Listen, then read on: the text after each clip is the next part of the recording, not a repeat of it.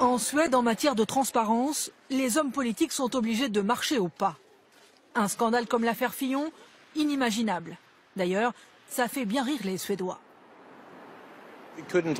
Ça ne pourrait pas arriver en Suède. On sait précisément ce que font les gens ici. Donc, oui, c'est vraiment drôle. Ici, tout est transparent. Vous pouvez connaître les revenus de vos voisins, des hommes politiques. La Suède, c'est le pays où une ministre, Mona Sahlin, a été obligée de démissionner en 1995. Elle avait utilisé sa carte bancaire professionnelle pour 1 000 € de dépenses privées. J'ai acheté des couches-culottes, du Toblerone et un paquet de cigarettes. Ici, on ne plaisante pas avec l'argent public.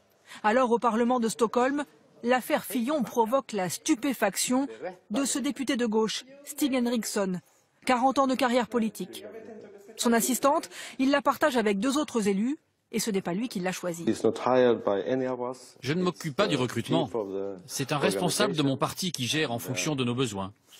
Et elle est payée par le Parlement. D'ailleurs, il ne connaît pas son salaire.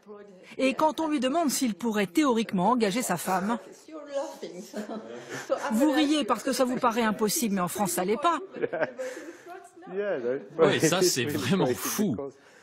Parce que, en Suède, si on a besoin de recruter quelqu'un, eh bien on passe une annonce, comme dans n'importe quelle entreprise. Ce n'est pas interdit de recruter un proche, mais ça ne se fait pas. Et les dépenses des élus sont strictement contrôlées. Dans ce formulaire, Stig Henriksson doit justifier chaque centime engagé, frais d'hôtel, repas, essence. Et contrairement à ses homologues français, pas d'enveloppe à utiliser librement pour ses frais de représentation. Il pioche dans ses 6 000 € de salaire mensuel. La transparence est inscrite dans la Constitution suédoise. À notre poste, on doit faire preuve d'une grande rigueur morale. Mais le système est encore plus efficace. On sait qu'on risque de se faire attraper. Et en Suède, on sait qu'on peut se faire attraper. C'est très bien. Et le contrôle, ce sont les citoyens qui peuvent l'exercer. Les Suédois, s'ils le veulent, peuvent venir consulter les dépenses de leurs élus. Ça se passe ici, au cœur du quartier des ministères, et un bureau spécial a été créé pour cela. Nous avons fait l'essai. À notre demande, ce fonctionnaire nous apporte les factures d'un membre du gouvernement. Donc ce sont les factures du ministre du Logement. Oui, l'ancien ministre du Logement, Mehmet Kaplan. 2 notes de restaurant, c'est ça? Oui, 1590 couronnes chacune. Soit 166 € par note, pour un dîner avec 5 invités, dont les noms sont indiqués.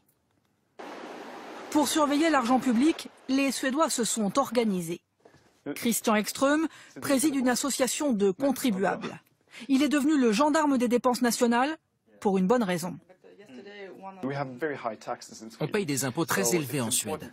Donc c'est important de surveiller comment les hommes politiques dépensent notre argent. Et de leur dire, vous avez le pouvoir, mais on vous contrôle. Et si vous gaspillez l'argent des contribuables, on sera sur votre dos. Un système qui fait ses preuves. La Suède se classe chaque année dans le top 5 des pays les moins corrompus au monde.